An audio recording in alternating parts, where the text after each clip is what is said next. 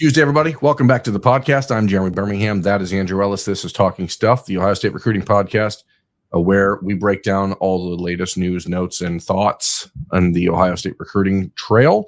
Andrew, how was your weekend? Good weekend for the NFL draft. What do you think the NFL draft in Cincinnati would be like? I think going to an NFL draft is like kind of on my bucket list, and I would absolutely love to go to one in Cincinnati. I wonder what you have to do to become the host city. Like, do you have to just apply for it? Do you have to have decades of sadness and hurt fans, and then all of a sudden a couple really good seasons? Because I think if that's the case, if that's the parameter, then Cincinnati's the perfect spot for it.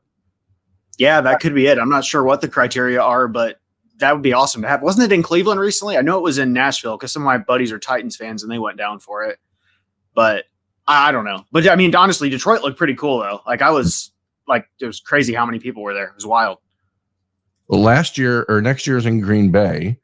And the prevailing wisdom is that, like, if you're doing those things outdoors, like, Green Bay's pretty risky to do that in mid-April. Like, I'm not sure that's the one I'd want to go to. The Nashville one looked super fun. Detroit, I mean, I know a lot of people. Obviously, I live in Toledo, so it's 40 plus minutes away.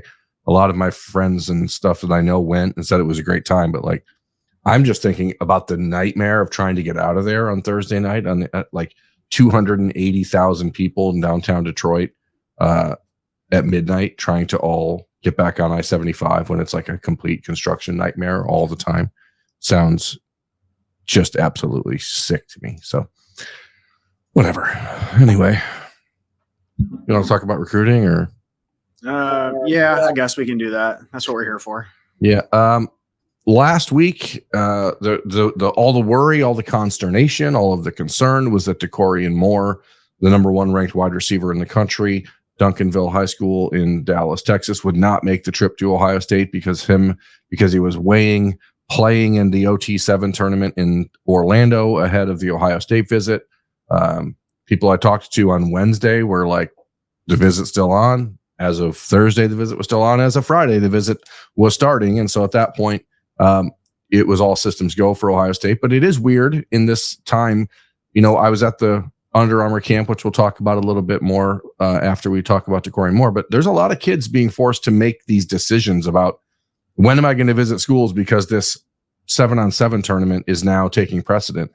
And I bet that's driving coaches crazy. But I think it says something about Dakorien Moore and his mother that they were like, you know what, we're going to do what we said we were going to do, which is make the visit to Ohio State. Initially scheduled for the 13th, pushed back 2 weeks because of a track meet that he hadn't rescheduled. And I think it does speak something about Dakorien, the LSU commit, that he said, you know what, screw this OT7 tournament. I'm going to Ohio State. By all accounts, everyone I've talked to, including Dakorien, had a great time. All boxes are checked. And now it's a matter of which team can get it over the goal line. LSU, like, is the committed team, but as we've talked about the last few weeks, Andrew, it just doesn't feel like that's the likely outcome.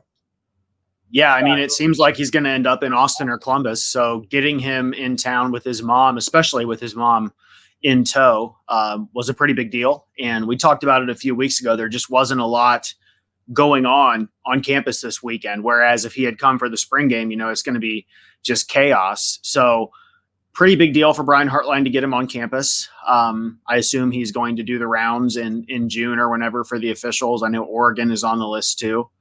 But I'm with you on that. It just seems like right now LSU is like running third at best, maybe even fourth. Are you a little surprised he's still committed, or is this kind of the trajectory you expected, or what? He is not, despite the fact that he's the number one ranked receiver in the country and all of the things that normally come with that.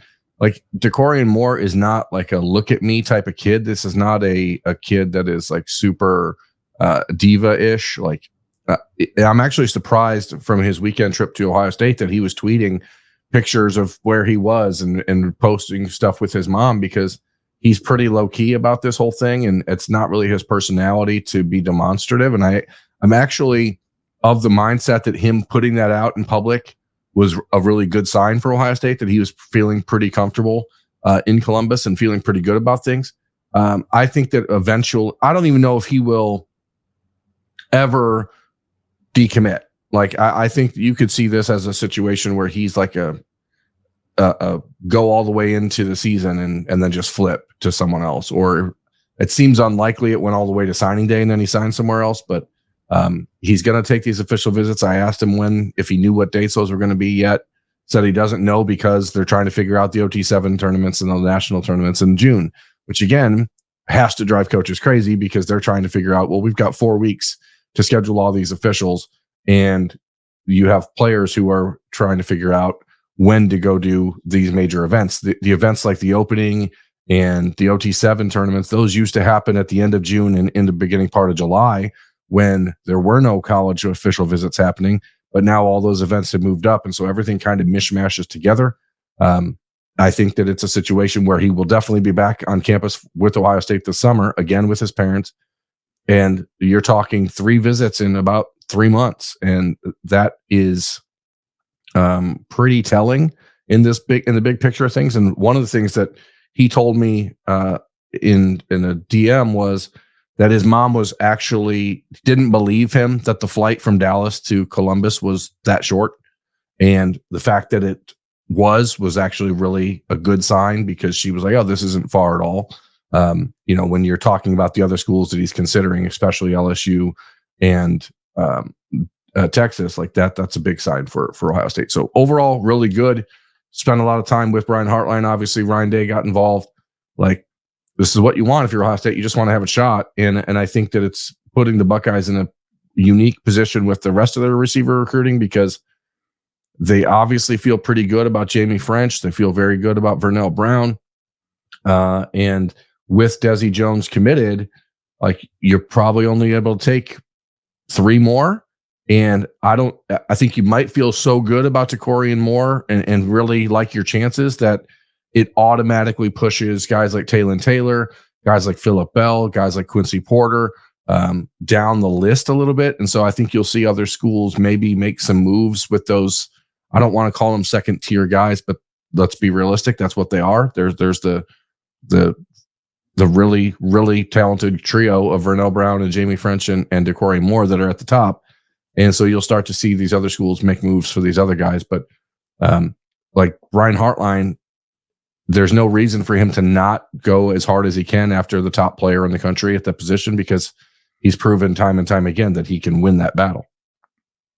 Yeah, and the proximity to Texas is obviously going to be a concern. But so for the next few months, probably official visits, maybe stay committed to LSU, maybe take some more visits this fall, and then I guess just kind of see where he signs in December. Is that kind of where you're going with this one? Yeah. I mean, I think that's probably right. I think what's interesting is that guys like Dakorien, you have Devin Sanchez committed in the state of Texas, obviously, to Ohio State. If the Buckeyes can find a way to pull off a coup for like Riley Pettijohn or something like that, maybe a player like Dakorien, knowing that there's a weight that he can add to the class for a player like David Sanders or helping build the rest of the offensive class around them, maybe it makes sense to make something happen early. But Ohio State's not going to push for that, and they're going to let things unfold as they naturally do. And they're in it. I mean, very, very much in it, just like they're very much in it for David Sanders, who was visited by Justin Frye on Tuesday. Like they're in it. They're definitely making strides. And for a player that 8 months ago nobody was thinking Ohio State had any contact with, they are very much in the conversation for Dakorien Moore. Yeah, that's a good thing. And real quick, with this Quincy Porter kid, we don't talk about him a ton. You said he's probably like in maybe that next tier. Is that correct? Like maybe the Phillip Bell tier? Yeah, I mean, there's the only real difference with Quincy Porter from Bergen Catholic in New Jersey is that he's like a almost 6'4" type wide receiver. So he's significantly different physically than Dakorien Moore, than Desi Jones, than Jamie French, even, who's about 6'2", and Vernell Brown, who's about 6 foot, 6'1".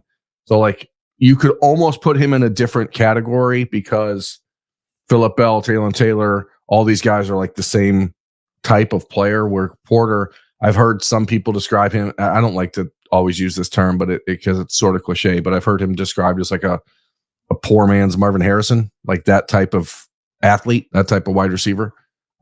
So he's high on the list. And don't get me wrong, Ohio State, if Quincy Porter called Ohio State and said, I want to commit today, I think they'd say yes and then figure the rest out. But they're not like in a position to be demonstrative and pushy for that, because it just doesn't make sense for where things are with everyone else. So it's going to be an interesting couple of weeks for Brian Hartline. Taylor said he was going to take his official visit on June 21st. There's still obviously the conversation about Khalil Lockett and him taking an official visit, whether that's up in the air or not. So all focus seems to be on that top three of Dakorien Moore, Jamie French, and Vernell Brown, but there are other guys who will be in town that Brian Hartline is going to have to figure out, like, how do I balance these things? So balance is the name of the game, and that's why I like Eli Lee at linebacker, Andrew, because he's balanced. And that's a terrible segue, and I'm sorry. I'm really, really sorry. Under Armour Camp came to Ohio on Sunday in Canton, Ohio. Not quite as like talent rich as normal because of a number of factors. Guys like Trey McNutt, guys like Albert Hill, the 2026 cornerback from Akron Hoban, guys like Tavian St. Clair. We're all down in Florida at that OT7 event now that Ohio football players are allowed to participate in those things. Some guys like in the state of Ohio, the top probably 5 offensive linemen in the class of 2026. By that, I mean Maxwell Riley, Sam Greer, Will Conroy, Deron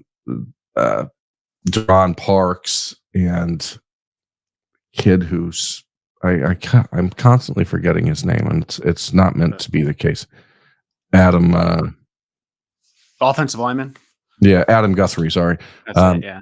So like none of those guys were there, and so like a lot of what we normally get out of that camp, which is a real first glance at the next group up, was somewhat muted. But Eli Lee looked great. Ohio State obviously has a commitment from him. He has been looked over by a lot of people. He's still not nationally ranked on Rivals. He's still like the 27th ranked player in the state or something like that, according to Rivals.com, which maybe it's 17th. Either way, it's too low. Like at 6'3", 225 pounds, and I'm not like that kid has bigger thighs than any high school junior I've ever seen in my life. Like I was looking at him and I was like, Eli, how is this possible? And I asked him, like, what are you squatting? And he said, well, just over 650 pounds, which that's insane to me. Like, I mean, that's nuts for a 16-year-old. And he said when he was a freshman, he was squatting like 140 pounds. So he's putting in a ton of work. He's been at Ohio State all spring.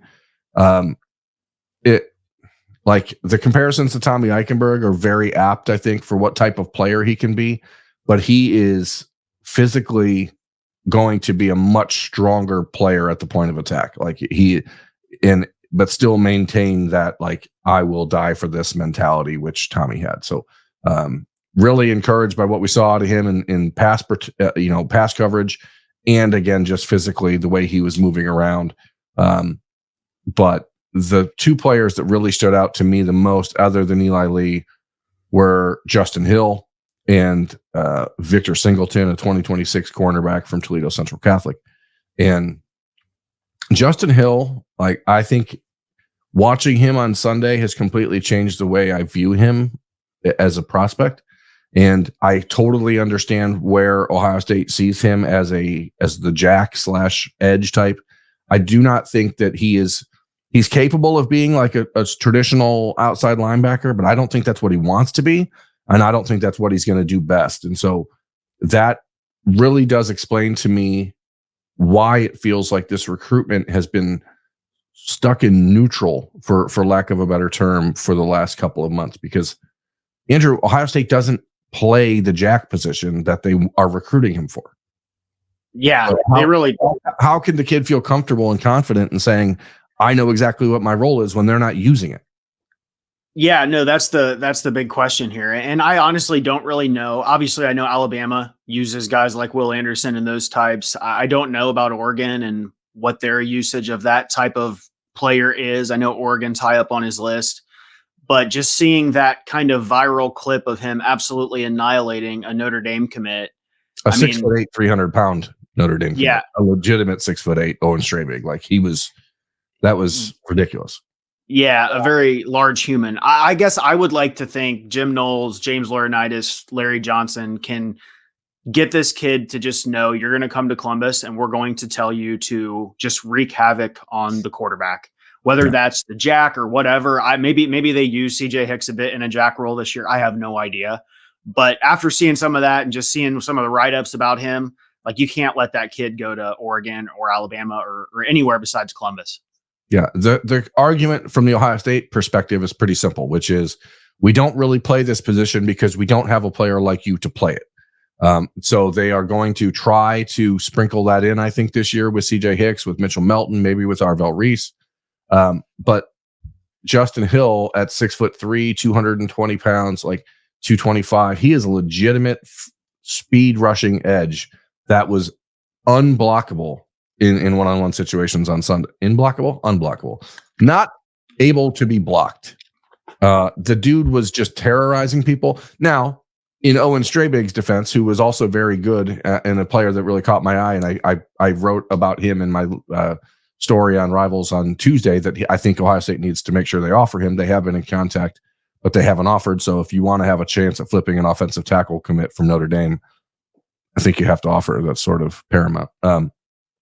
But Justin, so the fun thing is about this camp, because RJ Day was there and working out. So even though he was not on the initial list on Friday, so it was a day of registration. So because of that, Ryan Day was able to be there.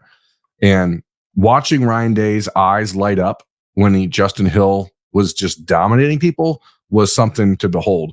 And I tweeted about it on Sunday after that clip went viral of, I think it was Bill Kurelich's clip.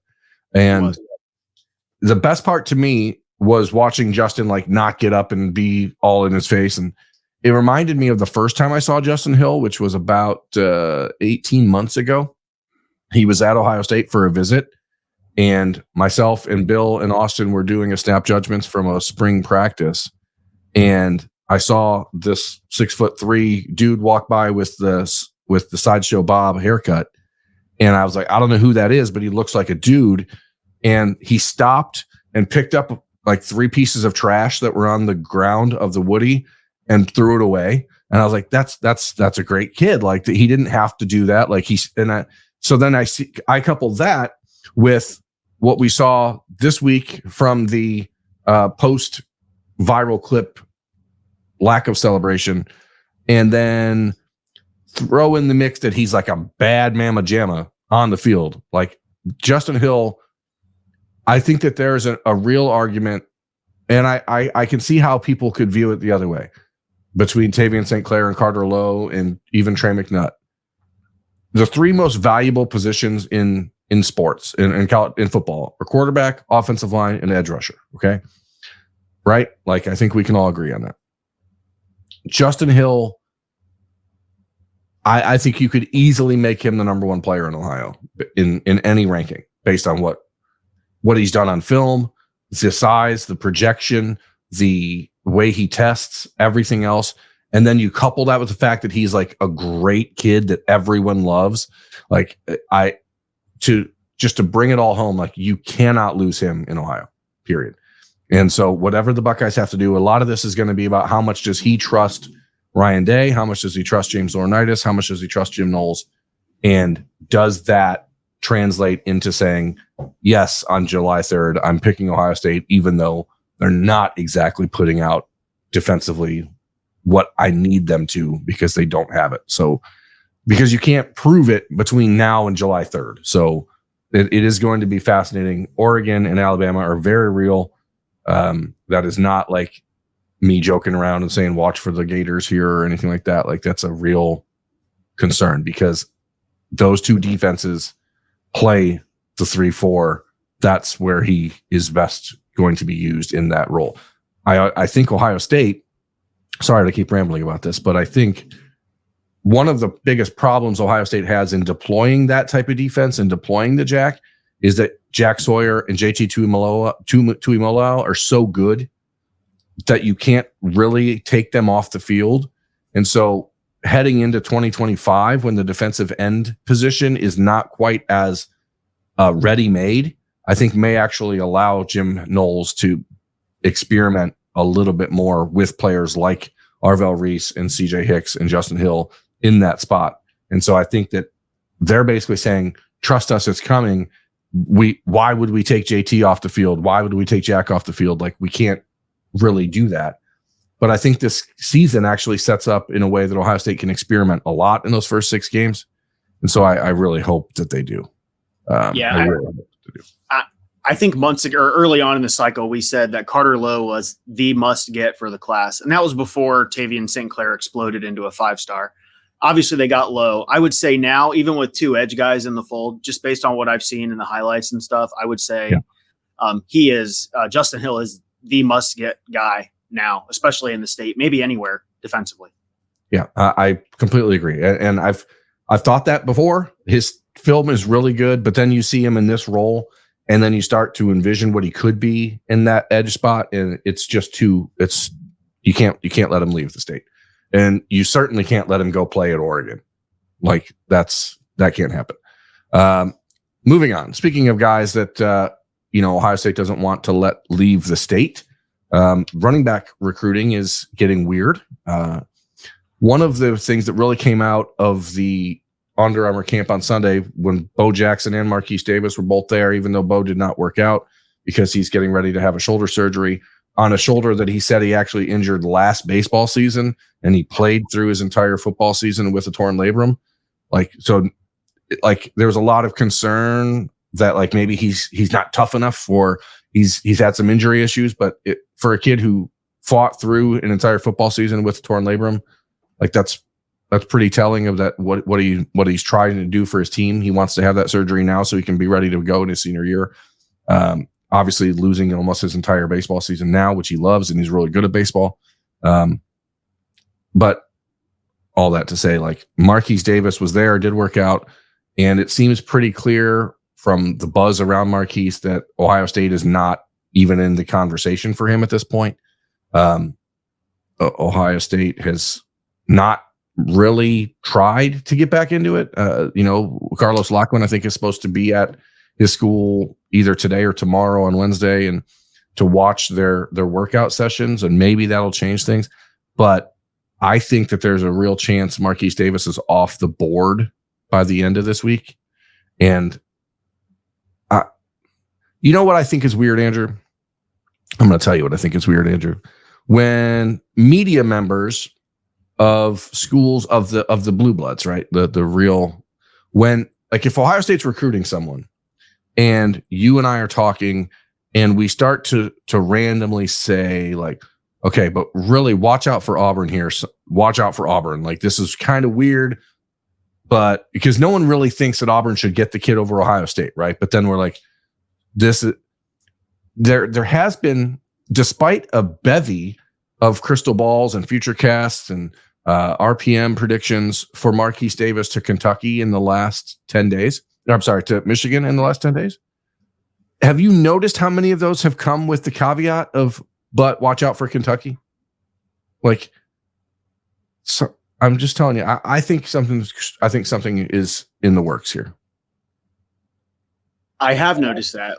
Like, you think that Kentucky is like a bigger player than most people think? Is that what you're alluding to? Yeah, I'm just going to say, like, I think that I don't care to make official predictions. It's not my business, especially about schools I don't cover. But I think that there's a very real chance that he picks Kentucky and not Michigan, as everyone has just assumed in the last couple of weeks. So, but whereas Ohio State is pretty much out of it for Marquise Davis, like, the buzz on Jordan Davison, Ohio State's top target at running back in the Tony Alford era and in the Carlos Lockman era, has been that Texas is pretty much out of the situation for him. He visited Oregon this weekend. So did De'Air Hill, who's another one of those guys that Carlos Lockman's been very involved with. And now there are predictions for De'Air Hill to go to Oregon, and nothing has changed from anybody on Jordan Davis in Ohio State. So it seems like we're heading toward what we talked about last week and in previous shows, the likely scenario here for Ohio State is Jordan Davison and Bo Jackson, and then you figure out if you can take a third somewhere. But that third is not going to be Marquise Davis, and it doesn't look like it'll be De'Aaron Hill. So now you start to sort it out from there. So with Davison, we've talked, there's like not a definitive timeline. I think he's just said he's going to announce when he's ready to announce. Do you, and I know we're in like a quiet period now or whatever the terminology is. Do you think like he's going to get back to Columbus to kind of meet with Carlos Lachlan again now that he's in his new habitat or whatever? Or is that something to be on the lookout for? His official visit or? Well, like, I don't know. I mean, official visits aren't going to be until June. Like he just kind of showed, like, I don't think we were expecting him to. 4 weeks from now. Yeah, that's true. Official visits start 4 weekends from now for Ohio State. So I think that you will see him take official visits to Ohio State, probably Oregon, probably Alabama, and maybe be done with it. That's what I think. So I would expect a decision from him end of June, and I wouldn't think of it anytime sooner than that. Same with Bo Jackson. Like, and I don't want people to just assume that Ohio State is a lock for Bo Jackson either, because in talking to him and people around him this weekend, like the Georgia and Alabama thing is pretty real, especially Alabama. Like he seems to be very enamored by what they do. So with the running backs. So I think he'll end up at Ohio State. I think the fact that he's going to have this surgery and maybe lose some time could push Bama and other schools to like extend their search and find other guys. And maybe it will give him a reason to say, hey, I need to lock in a commitment close to home. Maybe, I don't know. That's just ballparking, but it's not like a lock. It's not that's not a pun I was trying to make. It's not a locked thing. Okay. For Ohio State, but that is certainly where it's trending. Yeah, good point on Davison. I forgot tomorrow's already May, so we're getting. It's gonna be May. I knew one of us was going to do that, and it wasn't going to be me. So thanks for taking that one from me. Yeah, I'm here to support your vision, your goal for the show. Speaking of visions, I did mention earlier that Justin Frye is in North Carolina. On Tuesday, visited David Sanders. David Sanders is is an old name on the Ohio State recruiting board, but talking about guys like Owen Strabig out of Wisconsin, the Notre Dame commit. We have a new offer out to Andrew Stargell, a 3-star guard from Roswell, Georgia, teammate of 5-star offensive tackle Josh Petty in Georgia. And Henry Fanuku, another 6'4", 300-pound offensive lineman from Texas, who was offered by Ohio State on Sunday. It's pretty clear the Buckeyes are starting to expand the recruiting board on the offensive line. And the question is, how many do they decide to take? We've seen Enoch Vamahi enter the transfer portal over these last couple hours. Not surprising, really. He was not going to make an impact for Ohio State this year, but he's also not somebody who is going to be on the roster next year, so it doesn't affect what is the potential number for Justin Frye. I have said before that I think that the goal is 3 players in this class on the offensive line. I think that they are going to end up stretching that to 4 with 2 tackles and 2 guards, or 2 tackles and 1 guard, 1 just center guard combo guy, whatever. But it does seem like Justin Frye is starting to expand that reach. One of the posters on the OhioState.Rivals.com message board asked me last week, like, why do the Buckeyes have so few offers out to offensive linemen? They had, at that point, 23 offers out in the class of 2025 to offensive linemen. And like Alabama had like 46, Georgia had like 44, Michigan had 44, something like that. So I asked, like, why that was the case. I asked some people around the Ohio State program, like, what the value of that is. And it sort of became what I expected, which is they think that if you cast a more narrow net, you are going to build more real relationships with kids. You're going to have a tighter bond. Kids are going to feel prioritized. They're going to feel like they are, special. And I understand that entirely. But what happens is that Avery Gatch is going to commit to Michigan on Friday, right? So then, like, what did 18 months of recruiting Avery Gatch, who you prioritized and made it important and offered him well before Michigan did, what does that matter if you lose out on the guys at the end? What does it matter if Brandon Baker feels like a really good relationship with you if he picks Texas? What does it matter if Jordan Seaton trusts you as a human being more than he trusts other people if he ends up picking Colorado? So I think that it does put Ohio State and specifically Justin Frye in like a bit of a pickle, and I think that it's changing is what I'm saying. I think you'll see another handful of offers over these next few weeks. And one of them we'll talk about Jake Cook in Ohio, who I think like really, we're talking about the Under Armour camp on Sunday, like eye-opening experience to see Jake Cook, the Louisville commit, be a totally different person than he was in the previous 3 years that I've seen him. So I think you can see the board change. Remind me, is Cook's an interior guy or is he a tackle? I can't remember. 6'4", 295, 298 pound. He's going to be an interior guy. He's committed to Louisville. He's from Westerville North. He has been visiting Ohio State and camping at Ohio State for the last 3 years.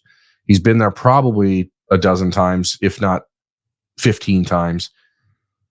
Jake Cook is the type of player who, and I'm going to say this in a way that it's not meant to be a shot at anybody. Because it can be taken as a shot either way. He is the type of guy that would have been committed to Ohio State months ago if Jim Trussell was still the head coach at Ohio State.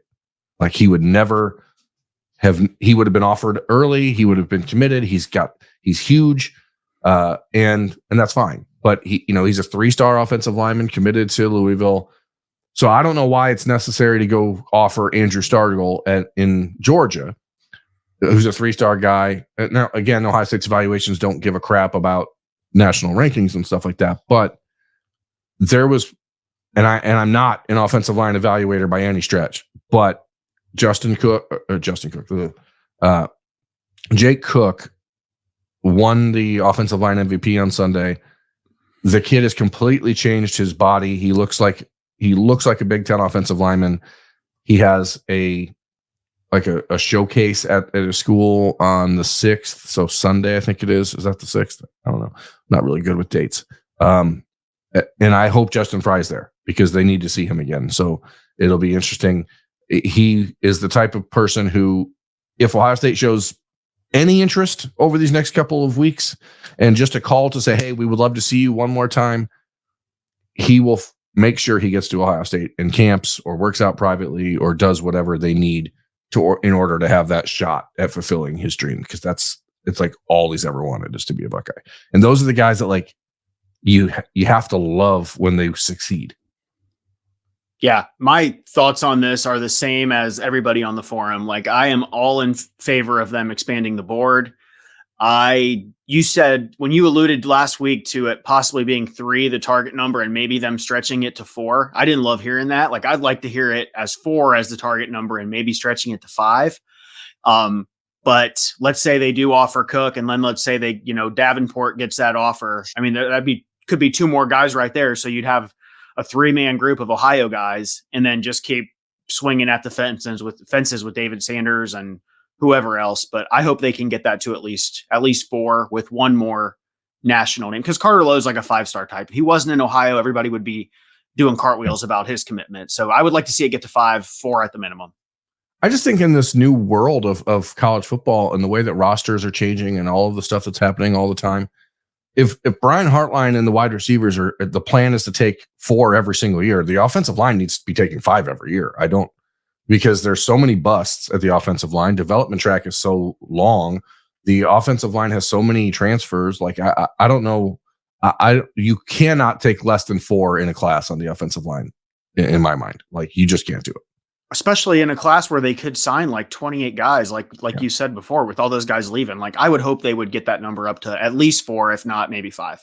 Yeah, and again, I know that the other perspective is, well, if we fill up a class with developmental in-state guys, then the national guys will look at it and be told, oh, they've got all these commitments. Why are you going to go there? They're going to play the kids from Ohio. Like that's always been used against, oh, if they have Ohio kids, they have to play them first, like, which is obviously garbage and not true. So like, I don't know exactly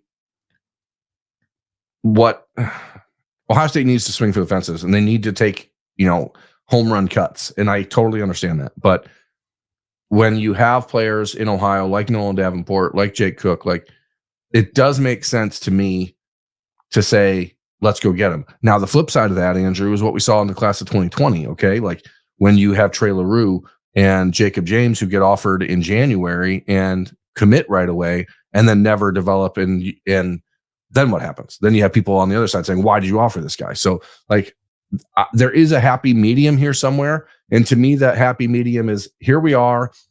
Junior season is over for these guys. They've got big time offers. One of them is committed to a Power 5 school in Louisville. You say to those guys, we want you on camp in June for your final evaluation. Come in here and show us what you've done. Show us how you've grown. And then you can say yes or no and walk away without any sort of like regrets either way. Because I think what happened with the LaRue and Jacob James class, and Jacob James, I still think is going to be a fine football player. Like he's got a great background and a hardworking kid. Just didn't work out at Ohio State. But you offer those guys in January before they've had a chance to go through the evaluation period and summer workouts in their senior years. They almost had that happen with Mark Nave a year ago, right? Like you can't rest on that. So I do understand both sides of it, but like from a purely number standpoint, that number has to be 4 or 5 every year on the offensive line. Has to be. But when we say swing for the fences with offensive line, at this point, who are we really talking about besides David Sanders? Are there guys that I'm forgetting about that are like highly rated? I know we talked about the Stargell offer and stuff like that, but I feel like that's the huge fish that's out there right now. But maybe there's other guys. When you're talking offensive tackle, it's clearly David Sanders. We will see if they get involved or try to get more involved with Owen Strabig. Like I said, the Notre Dame commitment. I don't know. Like you're not going to take both of those guys. So I do understand also the decision to say, hey, let's see where we are with Sanders. Maybe, I mentioned it, I think on our show 2 weeks ago, like there's a chance that there's a mid-May visit coming for David Sanders. That's going to be a pre-official visit trip. If that happens, then you start to feel really good. And maybe you don't have to go chasing somebody else. The Josh Petty conversation, the offensive lineman, the 5-star from Roswell, who's got, I think, 7 official visits scheduled for the summer. Ohio State's not one of them. So like you're not really in it. So how long do you stay taking those home run cuts until you start to realize that maybe I'm not timing up this pitcher very well? At guard, it's guys like Javen McFadden, it's Joshua Blackston. It's like you need. I think what you have with Carter Lowe, if you can go out and sign Carter Lowe, Javen McFadden, Nolan Davenport, Jake Cook, and David Sanders, that's a Grand Slam class, right? Grand Slam. So I don't think you have to walk away from anybody or push anybody else off. And I think in state, you can tell those kids, we see you. We understand that, this is your dream and we've seen you working hard. Here's your opportunity. It reminds me of what Ohio State did with Terry McLaurin back in the class of 2014. Like they told him, come to summer camp, earn your offer. He tried. And first time he camped, it was not good enough. And Urban Meyer said, come back in 2 weeks, fix this, this, and this. And he did. And then he came back and got his offer, committed immediately. And like the rest is history. Now, I'm not saying these kids are going to come visit twice, especially a kid like Jake Cook, who has been on campus, as I said, a dozen times. But I think when it comes to in-state kids, if you just give them the opportunity, you open the book and you say, here's exactly what we need from you. Can you do this? And if they can, then you know that you've got a kid who's really desiring that offer. Like Victor Singleton, the class of 2026 cornerback that I mentioned briefly earlier. Like Ohio State has told him, we need to see you at 175 pounds when you come to camp. He's about 160 that he played at last year in his sophomore year for Central Catholic. Now, I don't know why they put like a weight number on something like that, because the kid can flat out cover and he's really, really good. And he checked in on Sunday at 168 pounds. I don't know that he's going to gain another 7 pounds in the next 5 weeks before he comes to camp at Ohio State, especially as he's, doing other sports and stuff like that. But like the kid can play, and you set a goal, and he's going to do everything he can to reach it. So like if you just give them that opportunity, generally it turns out okay, because those kids are the ones that are going to absolutely kill themselves for a chance to play at Ohio State. And that still matters. And I think in some ways, maybe it matters more than ever in a world of college sports where there is no loyalty anymore. I don't know. I'll get off the soapbox. Speaking of loyalty, Andrew, what do you think about Ohio State commitments taking visits to Oregon for their spring game? I think in general, that's a bad look. I think in this case, it's what we've expected for months now, just being frank about it. So not the best look, but also not a surprise by any means. This case, he means, of course, Blake Woodby, the Ohio State 4-star cornerback commit from Baltimore, who visited Oregon for their spring game over the weekend. There was some buzz generating pretty much right after Ohio State spring game where Blake Woodby was, that Oregon was moving up the list for him. Oregon has done a really good job recruiting Baltimore. One of his teammates a year ago, whose name I'm not going to try to pronounce, a cornerback, is out at Oregon. And so I think it's something to pay attention to. And I'm going to say, I don't ever want to put down any kid or disparage anybody. With Devin Sanchez and Naeem Offord in the class, whatever happens at cornerback number 3 for Ohio State in the class of 2025 is somewhat irrelevant. That said, Blake Woodby is the slot projection in this class, and they're looking for somebody to fill that spot. He's a top 40 player according to Rivals.com. A lot of upside. So you're not in a position where you tell a kid like that, "Oh, piss off, we don't want you." But you are also going to be realistic and say, "Hey, if you want to look elsewhere, go ahead." I do think it's interesting, especially with Oregon, however, because right now they are in the Big Ten. Okay, like they're now in the Big Ten. So when Peyton Woodyard, the former 5-star safety from California, who Ohio State thought they had a really good shot at last year, who was committed to Georgia and signed with Alabama, when he enters the transfer portal on Monday night, and everyone just assumes he's going to USC, another Big Ten school, and it's Oregon that is probably going to be the team to land him. Like, Oregon is a real problem, and I don't know that you want any. That's why, like, Fahim Delane, is between Ohio State and Oregon probably. Trey McNutt, very involved with Oregon as well. It's not a situation. Like, Oregon's a bit of a problem. Those plucky little ducks are putting their nose in the business, and it's annoying. But as far as Blake Woodby goes specifically, I wanted to bring him up on the show because I do think that people, if something were to happen and he were not going to be a member of the Ohio State class, it would, like, you'd look at it from a strictly numbers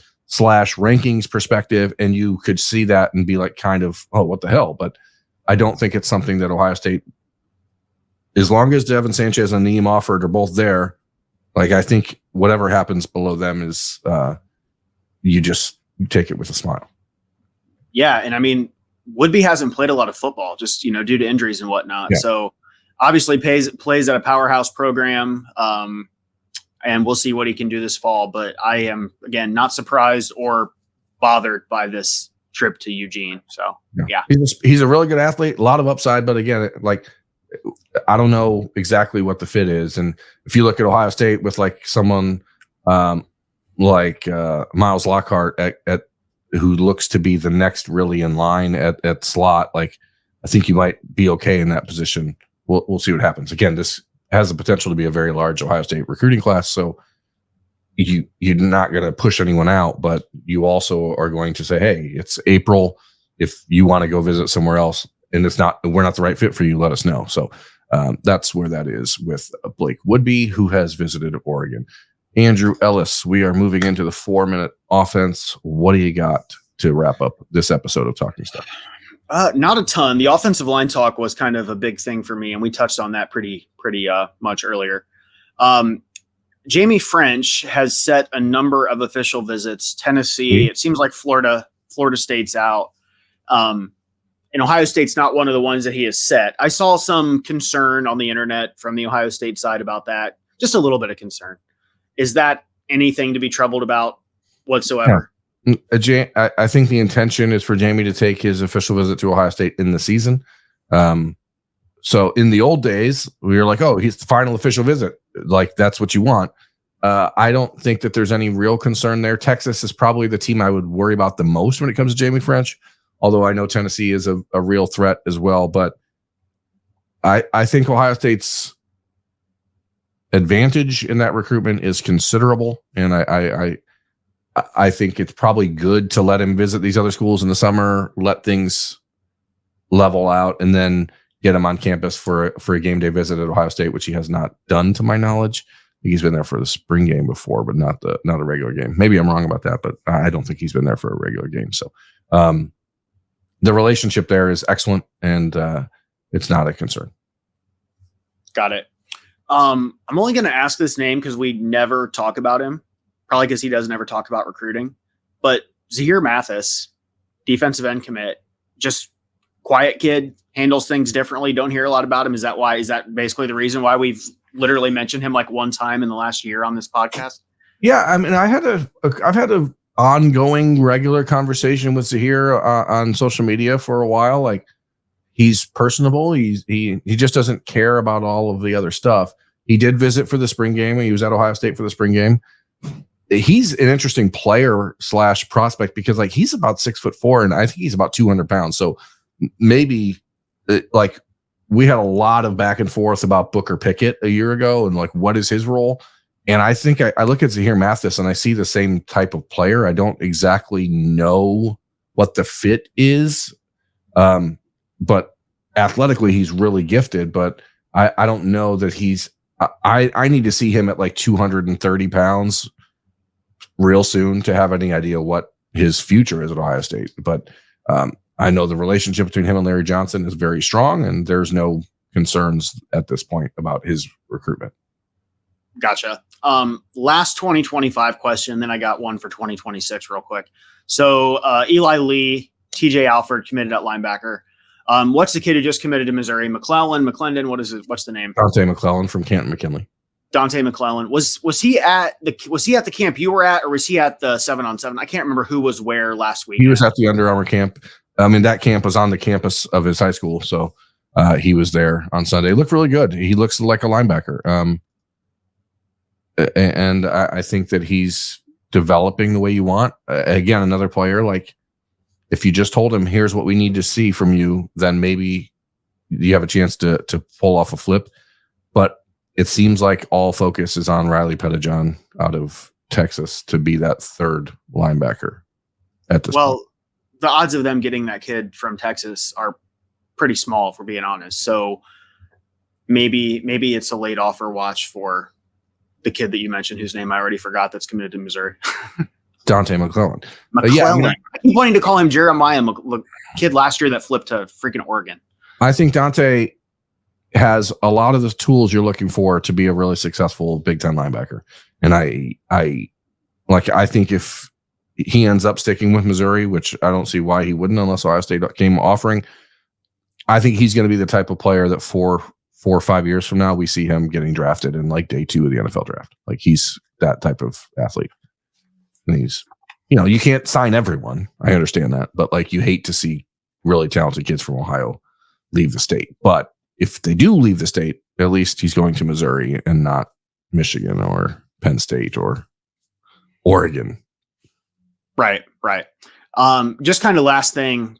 Haven't talked a lot about 2026 quarterbacks lately. Has anybody even been on campus lately, or is it just kind of who knows at this point still with whatever's going on there?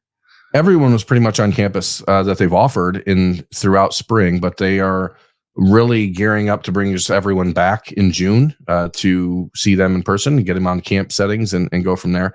One of my two biggest like names that I had on my list for the Under Armour camp this week that I really wanted to see in Canton were defensive end Damian Shanklin, who did not show up because he got a flat tire on the way there, and quarterback Jonas Williams from Illinois, class of 2026 quarterback Ohio State's offered. He did not show up. So very frustrating from that perspective that we didn't get to see either one of those guys, but I assume we'll see Jonas Williams back on campus in the summer, along with every other of the now 9 quarterbacks they've offered in the class of 2026. There's no hurry. There is no rush. There's a lot of these guys outside of Jared Curtis, who I think projects as the clear cut number one guy in that class.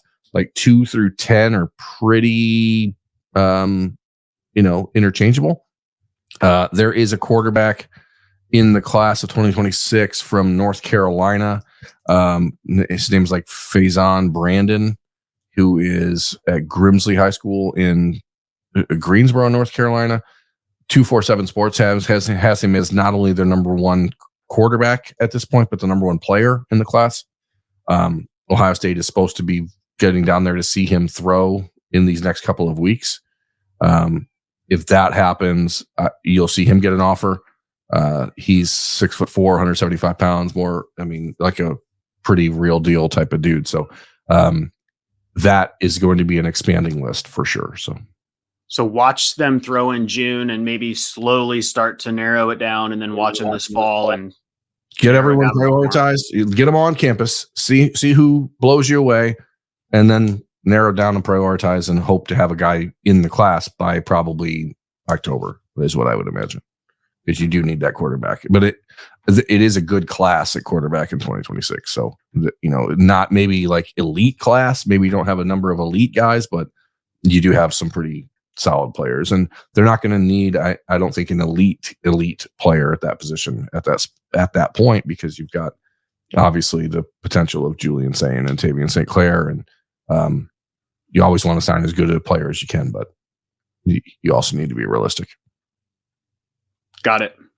That I got. Anything else? No, that's all I have. I got to mow some grass. So I did that earlier today, and it felt great. Beautiful. Lawn. It's just the best. Yeah. I love mowing grass. Just listen to a podcast or listen to the new Taylor Swift album, whatever. Got to do it. What do you think about the Tortured Poets department? I think it's a great album. Like my initial great? Taylor, it's an elite album, great. I think. Wow. Yeah, I really do. Like I initially, I got 3 nieces between like 12 and 18. So like I was kind of pretending to be interested in her years ago. And then like I started listening to her, and she's legit talented and has awesome music. So I've got no shame. All right, you're not going to, I'm not trying to shame you for listening to Taylor Swift. I am absolutely a Taylor Swift fan. I think this album is like, if it's a 13 or 14 song album, it's probably great. Instead, it's 31 songs. And I think like some of it is just unnecessary, but whatever. Yeah. Whatever. I mean, it happens. Not every swing is a home run, and that's fine. Okay. I'm sure the next album, like a Folklore and Evermore, are 2 of my favorite albums. I mean, of any person that's ever been made in history. So outside of Cracked Review by Hootie and the Blowfish. Wow. Classic. That's probably, that album's great.